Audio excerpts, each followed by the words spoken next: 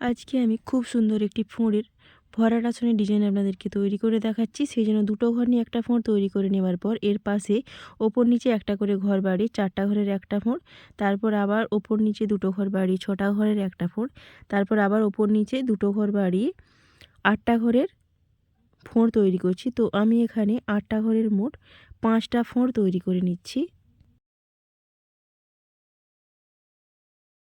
5টা ফোঁড় তৈরি হয়ে যাবার পর আবার ওপর নিচে দুটো ঘর কমিয়ে নিয়ে 6টা ঘরের ফোঁড়, তারপর 4টা ঘরের ফোঁড়, তারপর দুটো ঘরের ফোঁড় তৈরি করে নেবার পর একটা ফুলের পাপড়ি তৈরি হয়ে গেল।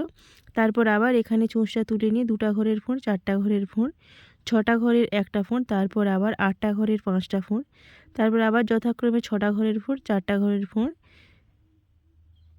দুটো ঘরের ফোঁড় তৈরি করে নেব। এইভাবে আমি মোট 4টা পাপড়ি তৈরি করে নিচ্ছি।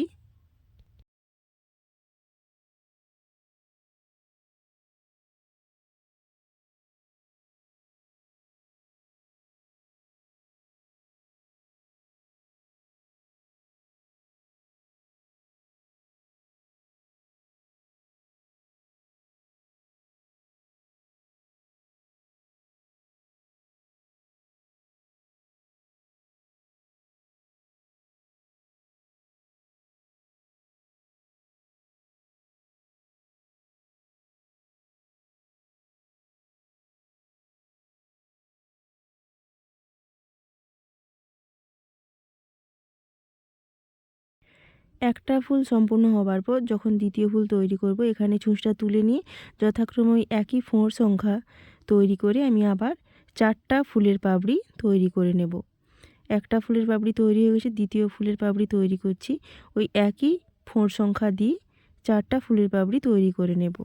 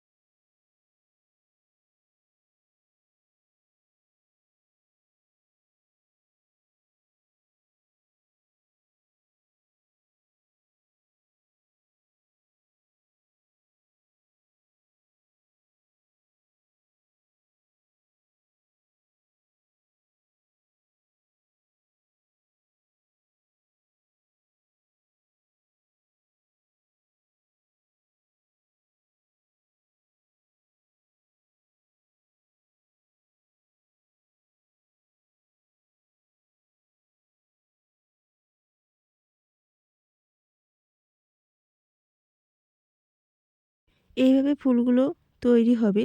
তারপর ফাঁকা অংশগুলোতে আমি 4টা করে ক্রস চিহ্ন দিয়ে ভরাট করে নেব। এখানে 4টা ক্রস চিহ্ন তৈরি করে নিচ্ছি।